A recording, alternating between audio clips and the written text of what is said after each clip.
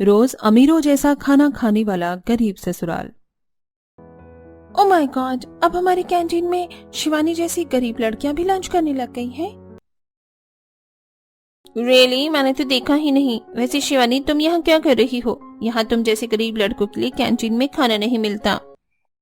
Right babes, और वैसे भी तुम्हारा खाना तो गरीबों वाला ही होगा, जैसे दलिया, खिचड़ी, उपमा, पोहा। इस तरह का खाना तो तुम कैंटीन के बाहर बैठकर भी कर सकती थी। कैंटीन में खाने की क्या जरूरत है? एक्सक्यूज मी, कॉलेज में मैं भी उतनी ही फीस भरती हूँ जितना आप लोग भरती हैं, इसीलिए इस कैंटीन पर मेरा भी उतना ही हक है जितना आप लोगों का। इतना कहने के बाद शिवानी अपना लंच बॉक्स खोलती है, जहां लंच बॉक्स में Hakka noodles, sandwich, red sauce pasta, white sauce pasta, chilli paneer, chaat जैसे अनेकों अमीरों वाला खाना निकलता है और खाने की खुशबू कैंटीन के चारों तरफ फैल जाती है। ओहो, क्या खुशबू आ रही है इस गरीब लड़की के खाने से। ये तो अमीरों वाला है श्रद्धा। सच में ऐसे खाने की खुशबू तो हमारी कैंटीन के खाने में भी नहीं आती।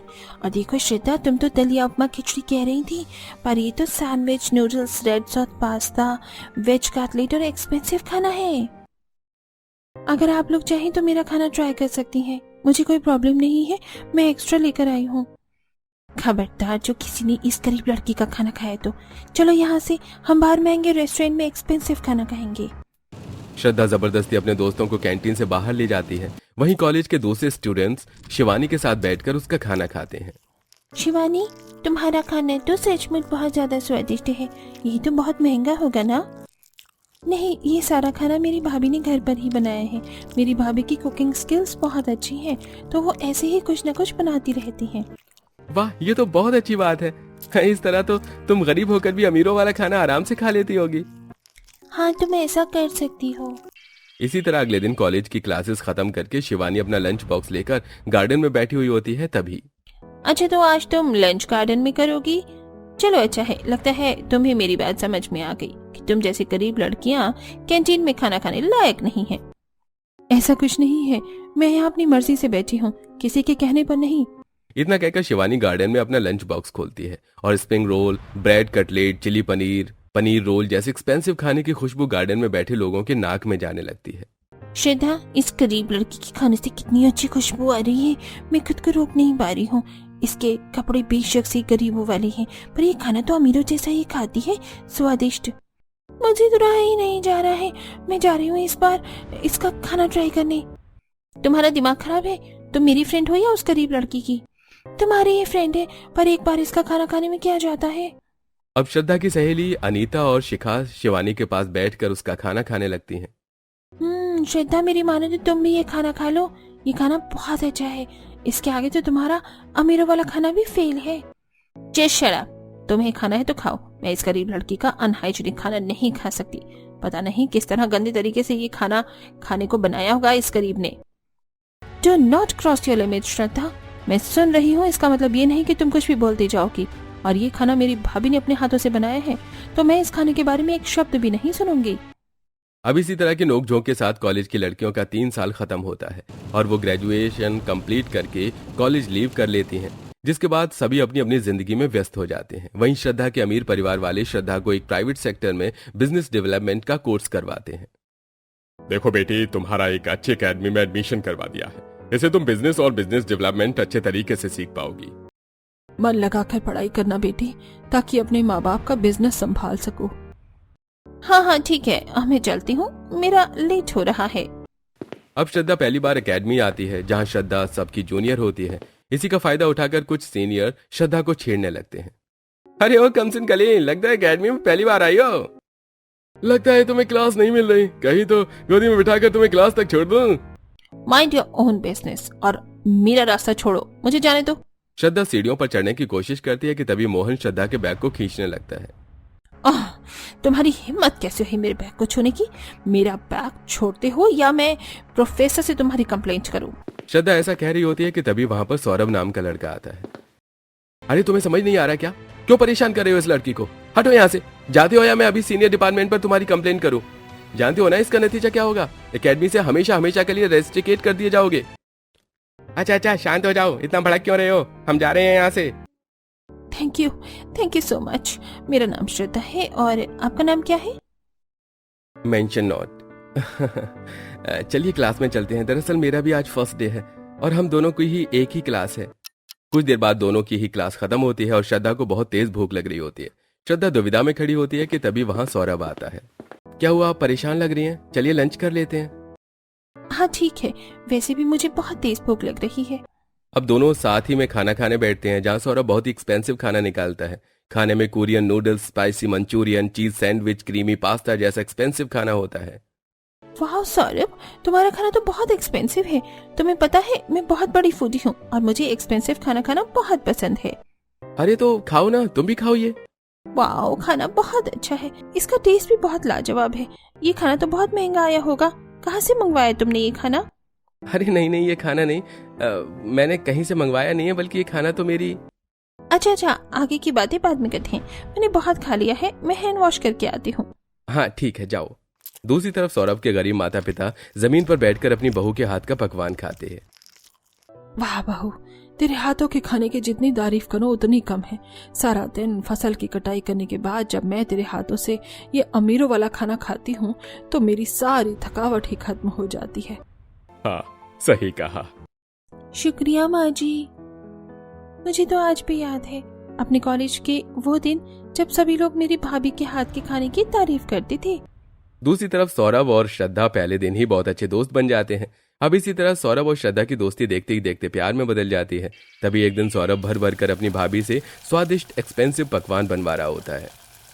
क्या बात है देवर जी, आजकल आप बहुत पकवान बनवा कर ले जा रहे हैं मुझसे एकेडमी में। कुछ नहीं भाभी, वो तो बस ऐसे ही। अब सौरभ अपनी भाभी के एक्सपेंसिव खाना लाकर श्रद्धा को खिलाता है। ओ माय गॉड, आज फिर से एक्सपेंसिव खाना, मजा आ गया। कितना टेस्टी है ये। वैसे तुम अच्छा खासा पैसा खर्च करते हो खाने के ऊपर, लगता है बहुत ही पैसे वाले हो तुम। नहीं, मैं पैसे वाला नहीं हूँ। ये खाना तो मेरे घर में मेरी खुद की। अच्छा, ये सब छोड़ो, चलो बहुत देर हो गई है, अब मैं घर के लिए निकल रही हूँ। अब श्रद्धा अपने घर आती है, जहाँ नौकर चाकर श्रद्धा के लिए एक्सपेंसिव खाना परोसते हैं। इटालियन, चाइनीज, सुशी जैसे कई डिश होते हैं। श्रद्धा जैसे ही उन खाने को खाती है, श्रद्धा को उनका टेस्ट बिल्कुल भी अच्छा नहीं लगता और गुस्से में श्रद्धा खाने की प्लेट नौकरों के मुंह पर फेंक देती है। कितना घटिया खाना बनाया है। ऐसा खाना बनाने का तुम यहाँ पर तनख्वाह लेते हो, वो भी मेरे डैड से। छोटी मालकिन, गलती हो गई। हमने तो बहुत मेहनत से बनाया था आपका मनपसंद एक्सपेंसिव खाना। श्यामू काका रुकिए, आप माफी मत मांगे। और श्रद्धा, तुम ये किस तरीके से बात कर रही हो श्यामू काका से? तुम्हें बड़े और छोटों का लिहाज नहीं है, दिन पर दिन बदतमीज होती जा रही हो। इसमें बदतमीजी क्या है? जब खाना खराब बना है तो उसे खराब ही कहूंगी ना। हटिए यहाँ से, मुझे जाने दीजिए। ऐसे कुछ दिन गुजरते हैं और एक दिन अचानक सौरभ एकेडमी से अपना नाम कटवा रहा होता है, जिसे देख श्रद्धा घबराते हुए कहती है, अरे क्या हुआ सौरभ, तुमने एकेडमी से अचानक अपना नाम क्यों कटवा दिया?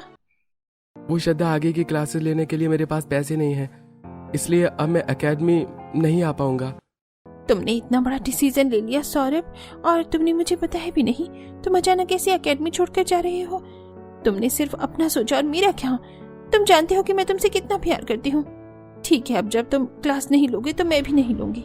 चलो हम दोनों क्लास छोड़कर एक दूसरे से शादी कर लेते हैं, क्योंकि मैं तुम्हारे बिना नहीं रह सकती। ये कैसी बातें कर रही हो श्रद्धा? मैं अभी शादी नहीं कर पाऊंगा। मुझे गलत मत समझना, मैं तुमसे बहुत प्यार करता हूँ, पर शादी करने के लिए मुझे थोड़ा सा समय चाहिए, क्योंकि अभी मैं फाइनेंशियली स्टेबल नहीं हूँ। मेरे पास अभी कोई भी फैसिलिटी नहीं है तुम्हें देने के लिए। नहीं, मैं इंतजार नहीं कर सकती। मुझे तो नहीं लगता कि तुम गरीब घर से हो या तुम्हारे पास किसी चीज की कमी है। खाना पीना कपड़ा सब कुछ अच्छा तो है ही तुम्हारा, फिर किस बात की दिक्कत है? तुम पक्का झूठ बोल रही हो। मुझे नहीं पता, मुझसे शादी करो नहीं तो बहुत बुरा हो जाएगा। ठीक है, मैं शादी कर लूंगा, पर तुम्हारे माँ बाप क्या, तुम उनसे कुछ नहीं कहोगी? हाँ, एक बार शादी हो जाए फिर मैं उन्हें भी सब कुछ बता दूंगी। अब सौरभ एक मंदिर में जाकर पूरी विधि विधान के साथ श्रद्धा से शादी कर लेता है। अब सौरभ श्रद्धा को घर लेकर आता है। अरे सौरभ, तुम यहाँ क्यों रुक गए? इस छोटी सी झोपड़ी के आगे चलो ना आगे, मुझे बहुत गर्मी लग रही है। हमारा घर कब आएगा? श्रद्धा, यही हमारा घर है, मैं यहीं रहता हूँ। क्या तुम यहाँ रहते हो? ये तुम्हारा घर है? नहीं, ऐसा नहीं हो सकता। मुझे नहीं लगता कि तुम इतने गरीब हो। सच बताओ, तुम कोई प्रैंक कर रही हो ना? श्रद्धा इतना बोलती है कि तब तक घर के सारे सदस्य बाहर आते हैं। भैया, आप और ये लड़की कौन है आपके साथ? अरे तुम यहाँ, ये तुम्हारा घर है? तुम तो शिवानी हो ना? सौरभ, ये तुम्हारी बहन है? अरे बेटा, ये लड़की कौन है? कौन है? देवर जी बोलिए, चुप क्यों हैं आप? माँ, ये श्रद्धा है। हम दोनों ने एक दूसरे से बहुत प्यार करते हैं, इसलिए हमने मंदिर में शादी कर ली। अच्छा, लड़की तो बहुत अच्छे घर की लगती है। आओ बहू, घर के अंदर आओ। नहीं, मुझे नहीं आना इस झोपड़ी में, और मुझे नहीं पता था सौरभ कि तुम इतने गरीब हो। अगर पता होता तो मैं तुमसे शादी तो क्या, कभी प्यार भी नहीं करती। मैं शादी को अभी यहीं तोड़ रही हूँ। मैं अभी अपने पापा को बुलाती हूँ, मैं उनके साथ चली जाऊंगी। श्रद्धा फोन करने के लिए जैसे ही नंबर डायल करती है, तब तक उसके मम्मी पापा कार लेकर वहां पहुंच जाते हैं। मम्मी पापा आप आ गए। पापा, मम्मी, मुझसे बहुत बड़ी गलती हो गई। मैंने जाने अनजाने में एक गरीब लड़के से शादी कर ली, पर मैं अब इस शादी को तोड़ रही हूँ। मुझे यहाँ से ले चलिए पापा। नहीं, हम तुम्हें अपने साथ नहीं लेकर जाएंगे, क्योंकि ये तुम्हारा खुद का फैसला था, और वैसे भी तुमने ये कर करके हमारे खानदान की बहुत बड़ी बदनामी करवाई है। अब वापस आकर और बदनामी करवाने की कोई जरूरत नहीं है। हाँ, सही कहा तेरे पिता ने। अब जो है यही तेरा घर है, और इसे तूने अपनी मर्जी से चुना है। इतना कहकर श्रद्धा के माता पिता वहां से चले जाते हैं। सौरभ, तुमने ये ठीक नहीं किया। तुमने मुझे धोखा दिया है। कैसा धोखा श्रद्धा? मैं तो तुम्हें हर चीज क्लियरली बताने की कोशिश कर रहा था, पर तुमने ही मेरी बातों को समझने की कोशिश नहीं की। और अब जो भी है यही है, इसलिए अब घर के अंदर चलो। पहले ही तुमने बहुत तमाशा कर दिया है। अब श्रद्धा की सास अपनी अमीर बहू का गृह प्रवेश करती है। श्रद्धा कलश गिराकर घर के अंदर आती है, और अगले दिन सुबह। बहू आ गई, तुम चलो अब पहली रसोई का खाना बना लो। 1 मिनट मामी जी, मैं नौकरानी नहीं हूँ इस घर की जो आप लोगों के लिए खाना बनाऊं। अब दीपांशी खुद ही अपनी देवरानी के लिए veg pizza, chow mein, fried potato, manchurian जैसे एक्सपेंसिव को खाने को बनाकर खाने की मेज पर परोसती है। शिवानी श्रद्धा के कमरे में जाकर, भाभी चलिए खाना खा लीजिए। शिवानी, तुम मुझसे इतनी अच्छी तरीके से क्यों पेश आ रही हो? मैंने तो तुम्हारी बहुत गंदी बेइज्जती की थी ना कॉलेज में। मैं उन चीजों को भूल चुकी हूँ, और अब आप मेरी भाभी हैं, मुझसे बड़ी हैं। आपकी इज्जत करना मेरा कर्तव्य है। चलिए खाना खा लीजिए। नहीं, मैंने अपना खाना बाहर से मंगाया है और मैं वही खाऊंगी। अब श्रद्धा डिलीवरी बॉय से मैक्सिकन, कोरियन जैसे एक्सपेंसिव खाना लेकर खाने की मेज पर रखती है, जिसे देख दीपांशी कहती है, देवरानी जी, मैंने तो आपके लिए इतना सब कुछ बनाया ही था, फिर आपने बाहर से खाना क्यों मंगाया? वो इसलिए जेठानी जी, क्योंकि मुझे आपके हाथ का अनहाइजीनिक खाना नहीं खाना, और वैसे भी मैं अमीरों वाला खाना खाती हूँ। अब सभी लोग जहां दीपांशी के हाथ के खाने को खा रहे होते हैं, वहीं श्रद्धा अपना मंगाया हुआ बाहर का खाना खाने लगती है। इसी तरह दोपहर में सौरभ अपने माता पिता के साथ जब फसल की कटाई करके घर आता है, तो वो देखता है कि उसकी पत्नी फिर से बाहर का खाना मंगाकर खा रही है। बहू, तू जो ये महंगा महंगा खाना बाहर से मंगा कर खाती है, ये सारा खाना तो तेरी जेठानी भी बहुत अच्छी तरीके से बना लेती है, तो तू वही क्यों नहीं खा लिया करती जो बाहर इतने पैसे बर्बाद करती है? आप कौन होती हैं मुझे रोकने वाली? मैं शुरू से ही ऐसे ही एक्सपेंसिव खाना खाती हूँ और आगे भी खाती रहूंगी। शांत हो जाओ श्रद्धा, माँ बस तुम्हें समझा रही हैं। बड़ी भाभी, आप हम लोगों का खाना लगा दीजिए। अब खाने की मेज पर दीपांशी फिर से अमीरों वाला खाना सर्व करती है, और इस बार खाने में दीपांशी मशरूम कबाब, वेज रोल, सोया चाट, मोमोज, हक्का नूडल्स जैसे व्यंजन परोसती है। पूरा परिवार स्वाद लेकर खा रहा होता है। वाह बहू, क्या खाना बनाया है, मजा आ गया खाना खाकर। दूर खड़ी श्रद्धा, कैसे गरीब होने के बाद भी मेरे ससुराल वाले अमीरों का खाना खा रहे हैं? इनका खाना देखकर कोई कह सकता है कि ये लोग जन्म जाति गरीब है? देवरानी जी, थोड़ा सा आप भी खा लीजिए। नो थैंक्स, तुम ही खाओ अपना ये खाना, मैंने बाहर से मंगा कर खा लिया था। अब इसी तरह बार बार श्रद्धा घर के खाने को छोड़कर बाहर के खाने को ही खाती है। वहीं सौरभ जैसे तैसे अपनी बीवी के महंगे खाने के बिल भरता था। एक दिन सौरभ के पास पैसे नहीं होते, ये देख श्रद्धा घर में तांडव करने लगती है। मुझे नहीं पता, मुझे कहीं से भी पैसे ला कर दो, मुझे बाहर का खाना खाना है, और अगर तुमने मुझे पैसे नहीं दिए तो मैं बवाल कर दूंगी। कमरे के अंदर श्रद्धा अपने पति से लड़ रही होती है। कमरे के बाहर खड़ी देवकी ये सारी चीजें देख रही होती है। देवकी को कुछ समझ नहीं आता, जिसके बाद देवकी अपने कमरे में आकर अपना गुल्लक तोड़कर पैसे निकालती है, और ये सब कुछ कमरे के सामने से गुजरती श्रद्धा देख लेती है। तभी देवकी बाहर आती है। रुको रुको बहू, मैं तुम्हारे लिए कमरे में ही आ रही थी। ये लो, तुम्हें बाहर वाला अमीरों वाला खाना खाने के लिए पैसे चाहिए थे ना? ये रखो पैसे और जाओ खा लो अपना मनपसंद खाना। लाइए, बहुत बड़ी मेहरबानी आपकी। अब श्रद्धा बेशर्मी के साथ उन पैसों को लेकर बाहर रेस्टोरेंट चली जाती है और अमीरों वाला खाना खाने लगती है। घर के सभी सदस्यों को श्रद्धा का यह व्यवहार बिल्कुल ठीक नहीं लगता, पर वो लोग शांत रहते हैं। इसी तरह कुछ दिन गुजरते हैं और अचानक गांव का मौसम खराब हो जाता है।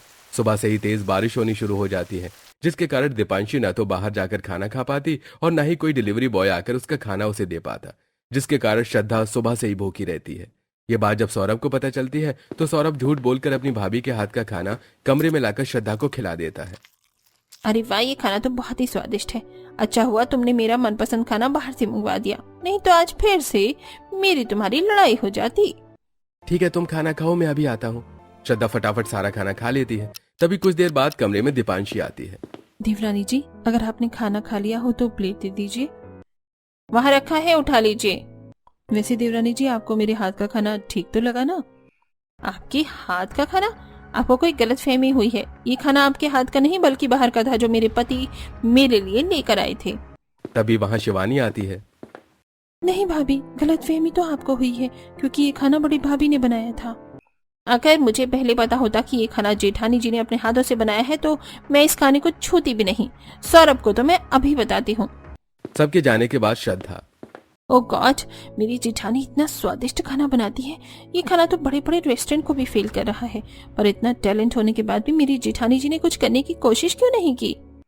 अब धीरे धीरे श्रद्धा का कठोर व्यवहार नरमी में बदलता जाता है और एक दिन वो अपनी जेठानी के पास आकर कहती है, अच्छा जेठानी जी, एक बात बताइए, जब आप इतना अच्छा खाना बनाती हैं तो आपने कोई ढाबा, कोई रेस्टोरेंट खोलने की कोशिश क्यों नहीं की? मन तो मेरा भी यही था देवरानी जी, पर इतने पैसे कहाँ हैं? ठीक है, हमारे पास पैसे नहीं हैं ढाबा या रेस्टोरेंट खोलने के, पर हम घर से तो काम कर सकते हैं ना। क्या आप लोगों को क्लाउड किचन के बारे में नहीं पता? सब पता है श्रद्धा, पर हमारे पास IFC फूड लाइसेंस नहीं है। कोई बात नहीं, ये लाइसेंस मुझे बहुत आसानी से मिल सकता है, क्योंकि मेरी एक फ्रेंड ने होटल मैनेजमेंट का कोर्स कर रखा है। मैं उसके थ्रू ये लाइसेंस बनवा सकती हूँ।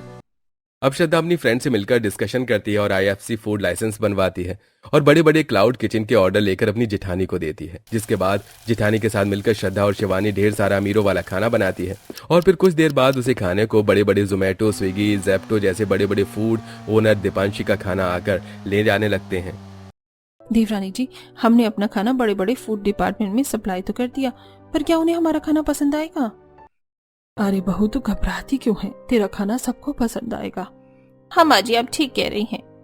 अब अगले ही दिन दीपांशी के पास 5 से 6 और बड़े ऑर्डर आते हैं, जिसके लिए वो फिर से ढेर सारा खाना बनाकर तैयार करती है और बड़े बड़े कंपनी के लोग आकर खाना लेकर जाते हैं और मोटी रकम दीपांशी के हाथ में देते हैं। देख बड़ी बहू, तू तो खाम खाई घबरा रही थी। देख, तेरा खाना सबको पसंद आ रहा है और लोग शौक से तेरे हाथ का बना खाना लेकर जा रहे हैं। ये सब कुछ देवरानी जी की वजह से हुआ है पापा जी। नहीं, मेरी वजह से क्या हुआ है? ये टैलेंट तो तुम्हारे अंदर है, मैंने तो बस तुम्हारी थोड़ी सी मदद की है और कुछ भी नहीं। अब देखते ही देखते दीपांशी की बहुत अच्छी कमाई होनी शुरू हो जाती है, जिसके बाद दीपांशी क्लाउड किचन से हटके ढाबा खोल लेती है, जिस ढाबे को दोनों ही देवरानी जेठानी मिलकर चलाने लगती हैं। जिसके बाद वो लोग खुद एक अच्छा घर भी खरीद लेते हैं।